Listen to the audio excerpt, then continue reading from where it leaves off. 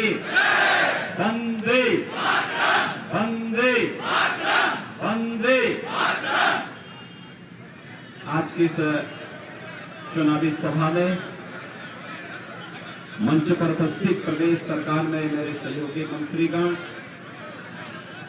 जनपद के प्रभारी मंत्री श्री आशीष पटेल जी, प्रदेश सरकार में लोक निर्माण विभाग के मंत्री श्री जितिन प्रसाद जी, भारतीय जनता पार्टी के प्रदेश के महामंत्री विधान परिषद सदस्य श्री अनूप गुप्ता जी, क्षेत्रीय अध्यक्ष श्री कमलेश मिश्रा जी, जिलाध्यक्ष श्री सुनील सिंह जी, पूर्व जिलाध्यक्ष श्री शरद वाजपेयी जी,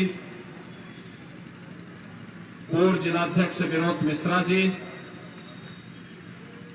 आज के इस कार्यक्रम में मंच पर उपस्थित हमारे सभी माननीय विधायकगण श्री लोकेंद्र प्रताप सिंह जी, रोमी साहनी जी, शशांक वर्मा जी, सौरभ सिंह सोनू जी, मंजू त्यागी जी, योगेश वर्मा जी, विनोद शंकर अवस्थी जी, अमन गिरी जी, पूर्व सांसद जुगल किशोर जी, पूर्व नगर पालिका अध्यक्ष श्री ज्ञान प्रकाश वाजपेयी जी,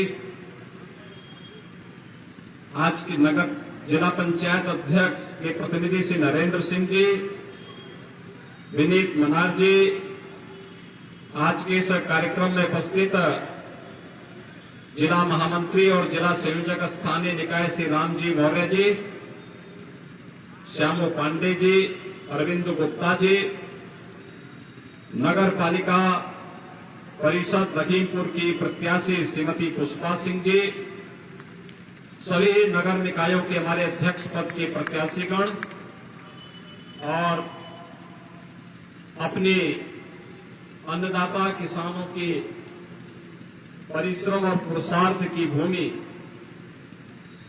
प्रदेश के इको टूरिज्म का सबसे बेहतरीन केंद्र और छोटी काशी के रूप में विख्यात गोला गोकर्णनाथ की इस पावन धरा को मैं नमन करते हुए आप सभी उपस्थित भाइयों बहनों का अभिनंदन करता हूं। भाइयों बहनों, मैं लखीमपुर खीरी के मतदाताओं का आभार इसलिए भी व्यक्त करता हूं कि अभी एक वर्ष पूर्व उत्तर प्रदेश विधानसभा के चुनाव हुए थे और विधानसभा चुनाव में तमाम किंवदंतियों को विराम देते हुए लखीमपुर के मतदाताओं ने डबल इंजन की सरकार पर विश्वास किया और फिर से कमल चुनाव चिन्ह को सभी विधानसभा सीटों पर परचम लहराने का कार्य किया। हमारे सभी माननीय विधायक मंच पर बैठे हैं, इन सबको फिर से चुनाव जिताने के लिए मैं लखीमपुर खीरी से जुड़े हुए सभी मतदाताओं का हृदय से आभार व्यक्त करता हूं। भाइयों बहनों, प्रदेश सरकार ने लखीमपुर खीरी के विकास के लिए बहुत विस्तृत कार्य योजना तैयार की है। मैं जानता हूं प्रदेश में अगर अन्न उत्पादन की दृष्टि से देखा जाए तो लखीमपुर खीरी एक ऐसा जनपद है जहां का अन्नदाता किसान प्रदेश और देश का पेट भरने का कार्य करता है। यहां की चीनी मिलों की मिठास देश और दुनिया में पहुंचती है, तब लोगों के घरों में कोई मीठा व्यंजन बन पाता है, मीनों में मीठा शामिल हो पाता है। और उस लखीमपुर खीरी के विकास को सपा बसपा कांग्रेस के फेल इंजन ने हमेशा विकास को भी फेल करते गए। आज भाइयों बहनों, लखीमपुर खीरी में क्या नहीं है। 4 लेन की चर्चा हमारे पीडब्ल्यूडी मंत्री जी कर रहे थे, टूरिज्म की चर्चा हमारे तकनीकी शिक्षा विभाग के मंत्री जी कर रहे थे और अब तो लखीमपुर खीरी के पास अपना मेडिकल कॉलेज भी बनने वाला है। मेडिकल कॉलेज का निर्माण लखीमपुर खीरी के लिए। दुधवा नेशनल पार्क हो या यहां पे इको टूरिज्म का हमारे जो विधायकगण हैं श्री रोमी साहनी जी, श्री शशांक वर्मा जी,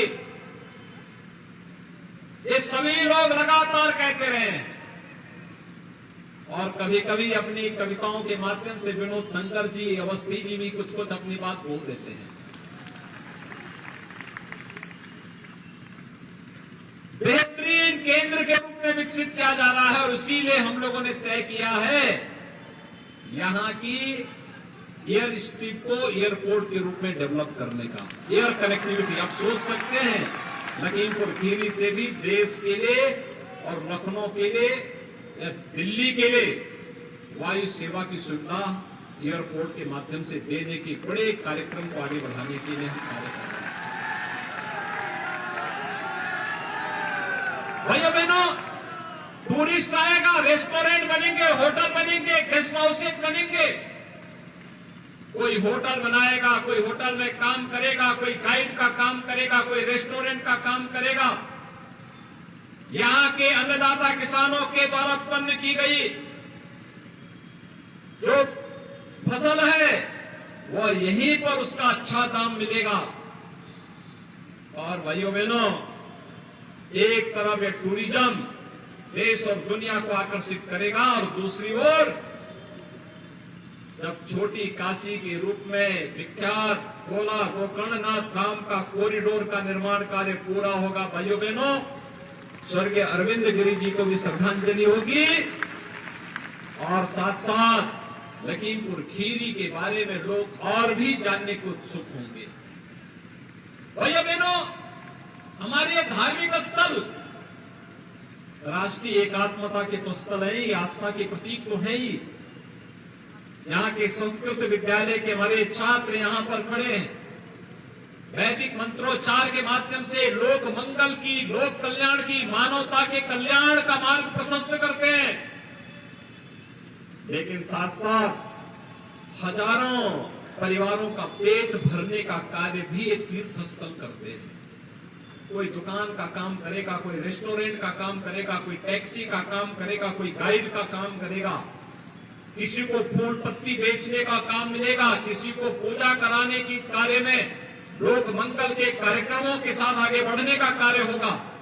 ये सभी आगे बढ़ेंगे और यह दृष्टि और ये विजन अगर किसी ने हम सबको दिया है तो वह है आज दुनिया के सबसे लोकप्रिय नेता, भारत के यशस्वी प्रधानमंत्री श्री नरेंद्र मोदी, जिनके नेतृत्व में भारत आज दुनिया की एक ताकत बना है। आज आपने देखा होगा, आज दुनिया काशी की तरफ आकर्षित हो रही है। काशी में काशी विश्वनाथ धाम का कायाकल्प हो गया है और अयोध्या में भगवान राम का भव्य मंदिर का निर्माण कार्य भी युद्ध स्तर पर चल रहा है। अभी मैं नैमिषारण्य से आया, अभी नैमिषारण्य और गोला गोकर्णनाथ के लिए कार्य योजना बना रहे हैं। जब मैं नैमिषारण्य में था, नैमिषारण्य के लोग बोल रहे थे कि मंजू त्यागी को यहीं से चुनाव लड़ाना चाहिए। मैंने कहा भी फिर वहां से कौन लड़ेगा? लखीमपुर खीरी के पास। वो संभवतः वहीं के रहने वाले, वहां के लोग वहां भी उनका स्मरण कर रहे थे, उनका मायका वहीं पे है। देखो, मुझे वहां के लोग मुझे बता रहे थे। भाइयों बहनों, जब विकास के कार्य के प्रति लोग रुचि लेते हैं, ऐसी डिमांड होती है। जब सुशासन के कार्यक्रमों को आगे बढ़ाने का कार्य हम करते हैं, ऐसे ही होता है। और जब सुरक्षा का वातावरण पैदा होता है तो भाइयों बहनों, लोगों के मन में एक विश्वास पैदा होता है। आज भारतीय जनता पार्टी सुरक्षा की प्रतीक है, भारतीय जनता पार्टी सुशासन का प्रतीक है और भारतीय जनता पार्टी नागरिकों के साथ साथ भारत की समृद्धि का प्रतीक भी बनी है। भारतीय जनता पार्टी ने प्रधानमंत्री मोदी जी के नेतृत्व में डबल इंजन की सरकार ने आपके लखीमपुर खीरी में लाखों गरीबों को एक एक आवास उपलब्ध करवाया है। लाखों गरीबों के घर में शौचालय बनाने का कार्य किया, उनके जीवन स्तर को उठाने का कार्य किया है।